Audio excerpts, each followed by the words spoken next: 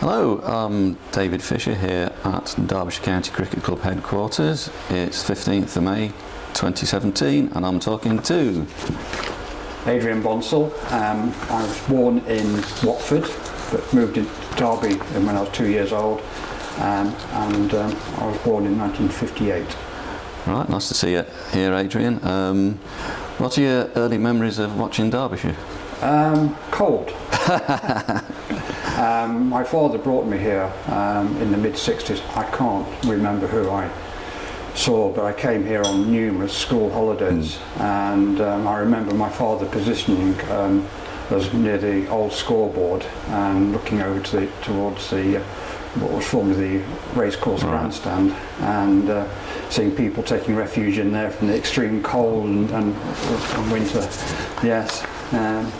Yeah, I mean, people like Smith and Gibbs opening innings, Morgan, of course, Harold Rhodes and Alan Ward, great pace bowling battery. Yeah, what your general memories of those players? I just remember Alan Ward being when he was selected to play for England. It was a massive recognition for the county, and very pleasing because we are a Cinderella county, and it's great to get that sort of recognition for our players. What are your principal highlights in watching the county?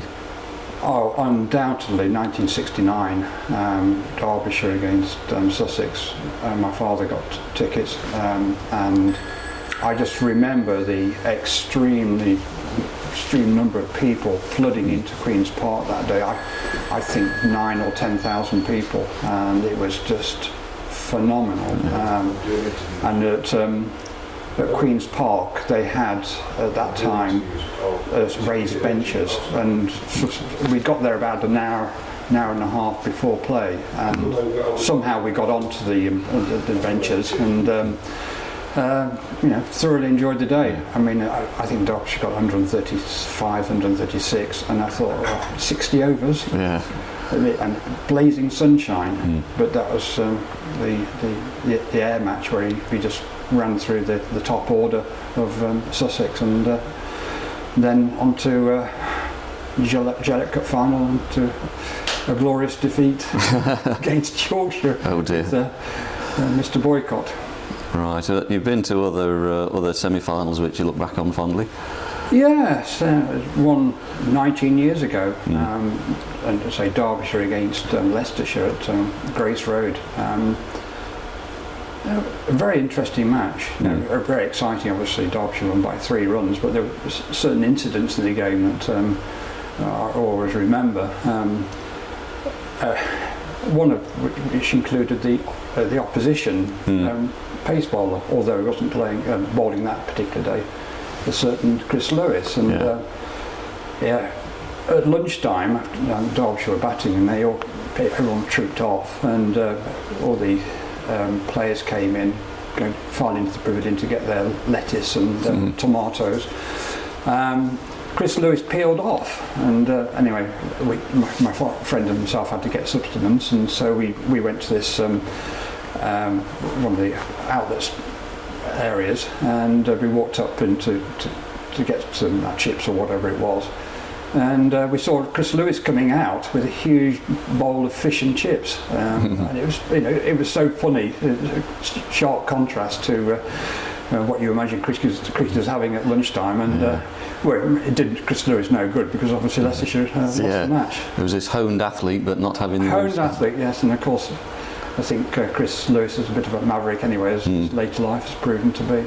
But it was a phenomenal match, and the last over bowled by Vince, I can't remember his name. Vince Clark. Clark, that's it, yes. Phenomenal over. How he took control of that, and but we went out celebrating in Leicester, because that's where I live. And then got back just in time to see the highlights programme hosted by Richie Benno.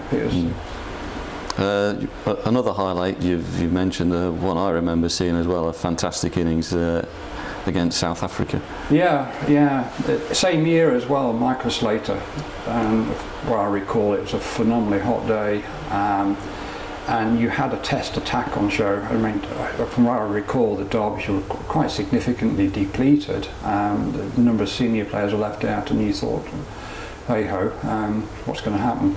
But then Michael Slater came in, and this test attack included Sean Pollock, Nitini, and there was Hayward as well, bowling, and he just took them apart. I mean, I remember the score rattling along about 5, almost 6 and over, and it was just one of the most brilliant pieces of batting, counter-attacking batting I've ever seen.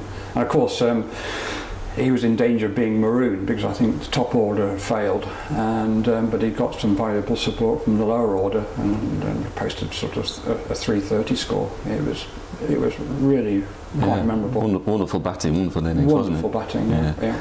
And we now see that you've got a little bit of a badge on your shirt. That's to do with? Yeah, it's quite shameful to say it's not Derbyshire club side. It's where my son plays now, just north of Leicester, near Bradgate Park, a village called Cropston. But he does support Derbyshire, and I brought him down at the age of 6 or 7, just like my father brought me here when I was 6 or 7, and he wanted to become a member almost instantly, and he almost, I think he persuaded me to become a member. So I thought I'll go the whole hog a few years ago and become a life member. Excellent. And he's one of the few 12-year-olds who will sit for 7-8 hours in championship cricket and be absolutely captivated by it. He's got a phenomenal love of the game, and he thoroughly enjoys coming down to Derbyshire, whether it's Chesterfield or Derby.